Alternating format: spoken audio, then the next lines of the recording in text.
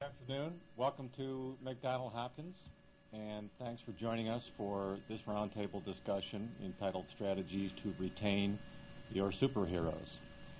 Let me start by telling you who's at the table, introducing the panelists. All are members with me here at McDonald Hopkins. To my far right is John Wirtschafter. John is a partner here in Cleveland, practicing in our executive compensation employee benefits area. Next to John, Tony Pilsner. Tony is with us today from our Detroit office, where Tony practices in our employee benefits practice group in executive compensation. Those of you who might be interested in the Health Care Act can hear more from Tony in just about a week, I think, because she has the privilege of coming back to Cleveland and talking to us about the Health Care Act at an upcoming roundtable. Right next to me is Mark Klimek. Mark is the head of our tax practice here in Cleveland. My name is Mike Riley. I practice in our estate planning group and in our executive compensation practice. So welcome. Questions anytime during the presentation are encouraged. Just raise your hand if you're here in Cleveland, and we'll try to address it as we go. Any questions that we're not able to address in the course, we'll try to leave some time at the end to talk about them, and if we don't get them in the program, we'll be around afterwards and happy to talk to you. Those of you who have joined us on the webcast can click on the email button, type out your question, that will get handed to us, and again, we'll try to answer it in due course. If we don't, then we'll get back to you on email. Our subject today, again, retaining key employees and looking at ways to structure compensation arrangements to retain key employees. We are looking at compensation primarily. We're not talking about other intangibles that may go into how you keep your important people happy and employed and productive. We're talking about compensation and compensation programs that we have encountered, that we've helped structure, that keep people in place, keep them motivated. The whole topic of executive compensation, of course, is, I think, a fascinating one, and you cannot pick up the paper without reading about it. You can't turn on the television without reading about it. Anybody see today's piece about the Ellen Mahaley stock options?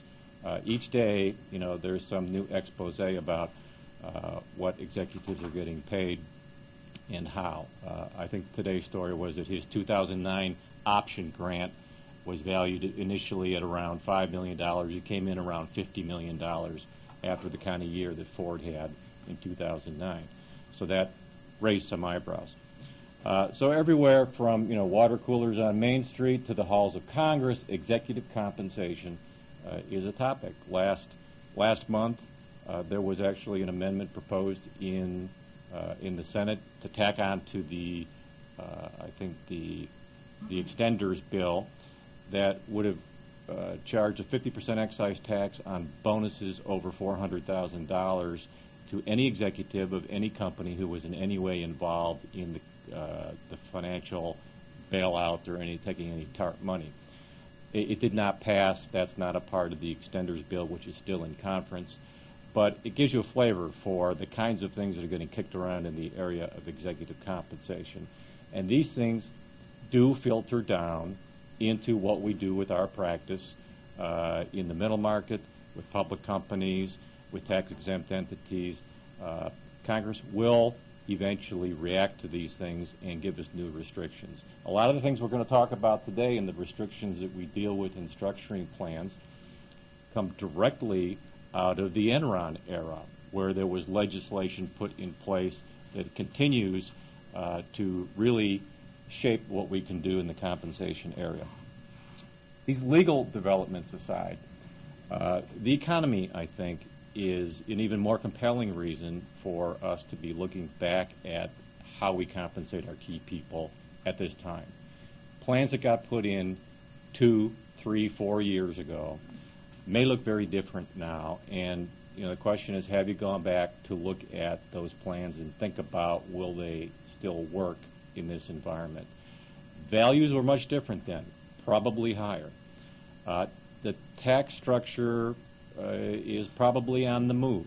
and probably not down. With the Health Care Act last week, we got a new tax that's going to factor into, the long-range planning. So when these programs were put in, where it was just a much different business environment, we may have expected them to perform differently. Should we be looking back at them now and considering whether they need to be adjusted or revised? Our answer is yes. That's why we're talking about it today.